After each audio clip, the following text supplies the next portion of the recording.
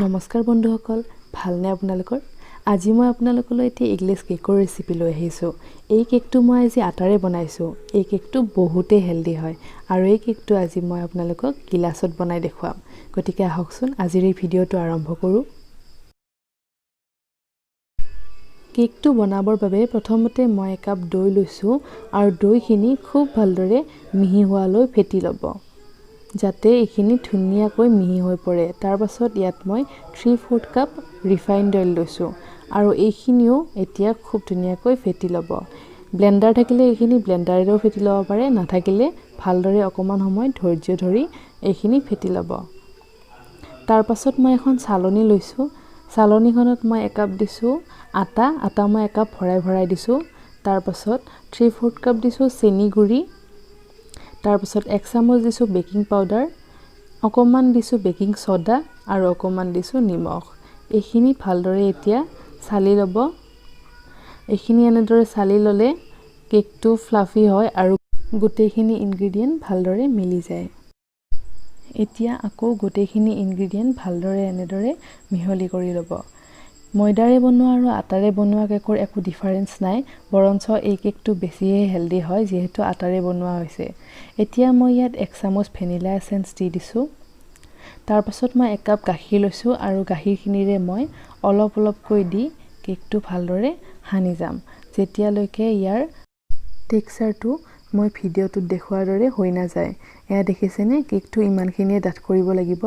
আপোনালোকক গোটেইখিনি গাখীৰ নালাগিবও পাৰে, ইমানখিনি ডাঠ হোৱালৈকে গাখীৰ দি দিব। এতিয়া মই 2টা গিলাচ লৈছোঁ আৰু গিলাচ দুটাত ভালদৰে চাৰিওফালে ৰিফাইণ্ড অইল সানি ল'ম। এয়া দেখিছেনে, এনেদৰে চাৰিওফালে ভালদৰে ৰিফাইণ্ড অইল মচি ল'ব গিলাচকেইটাত। এতিয়া মই অকণকৈ গিলাচ দুটাত কেকৰ বেটাৰখিনি ঢালি দিম। কেকৰ বেটাৰখিনি গিলাচকেইটাৰ আধামানলৈকেহে দিব, যাতে কেকটো ফুলি আহিলে বাহিৰলৈ ওলাই নাযায়। এতিয়া গিলাচকেইটা অকণমান টেপটেপাই দিব, যাতে ইয়াৰ ভিতৰত অলপো এয়াৰ বাবলছ সোমাই নাথাকে। এতিয়া গেছত কেৰাহীটো বহাই দি মই নিমখ দি ষ্টেণ্ড এডালত প্লেট এখন দি কেৰাহীটো 10 মিনিটৰ কাৰণে প্ৰিহিট হ'বলৈ দিম। আৰু প্ৰিহিট হোৱাৰ পিছত ইয়াত মই গিলাচ দুটা দি দিছোঁ আৰু গিলাচ দুটা দি ঢাকনখন আকৌ দি দিছোঁ। ঢাকনখনত এটা সৰু ফুটা আছে আৰু এই ফুটাটোত মই অকণমান কাগজ ভৰাই দিছোঁ, যাতে ভিতৰৰ পৰা অকণো ভাপ ওলাই আহিব নোৱাৰে। এয়া প্ৰায় 20 মিনিটমান পিছত মই চালোঁ, কেককেইটা পূৰা ফুলি আহিছে আৰু ঢাকনখনত অকণ লাগি গৈছিল। একো নহয়, কেককেইটা ধুনীয়াকৈ ফুলি আহিছে, দেখিছেনে? আৰু দেখিয়েই ভাল লাগিছে, ইমান ধুনীয়াকৈ কেকটো ফুলি আহিছে। কেকটো যিমানেই ভালদৰে মঠিব সিমানেই ভালদৰে ফুলিব আৰু ফ্লাফি হ'ব। এয়া মোৰ কেক ৰেডি হৈ গৈছে। মই এডাল মাৰিৰে কেককেইটাত সোমাই দি চালোঁ, অকণো লাগি অহা নাই, গতিকে কেককেইটা প্ৰায় ৰেডি হৈ গৈছে। আৰু মই এতিয়া এইকেইটা অকণমান ঠাণ্ডা হোৱাৰ পিছত গিলাচৰ পৰা উলিয়াই ল'ম। এনেদৰে প্ৰথমতে চুৰিৰে চাৰিওফালে ঘূৰাই ল'ব। তাৰ পাছত ওলোটা কৰি দি অকণমান টেপটেপাই দিলে গিলাচৰ পৰা কেকটো খুবেই সহজতে ওলাই আহিব। এয়া দেখিছেনে, মই 2টা কেক উলিয়াই ল'লোঁ আৰু কেককেইটা খুব ধুনীয়া হৈছিল খাবলৈ আৰু ধুনীয়া ফ্লাফি হৈছে। এনেদৰে মই গোলকৈ কেককেইটা কাটি ল'লোঁ আৰু আপোনালোকক পৰিৱেশন কৰি দেখুৱাইছোঁ।